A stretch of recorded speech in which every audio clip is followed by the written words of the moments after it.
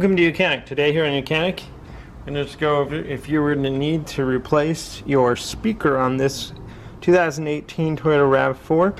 You would start by just removing the interior door panel on this car, and then you would undo this electric by just pushing the clip.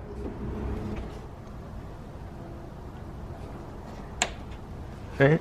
So push the tab and pull that electric undone, and then once you've done that, you will need to drill out these rivets and then you can pop your whole speaker out and put your new one in, and then either re-rivet it or put some bigger screws that will attach in there.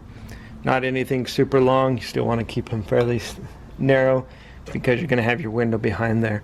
And once you reinstall your speaker and either re-rivet it, then just hook the electric back up and put your door panel back on. Thanks for watching YOUCANIC, where you can be the mechanic.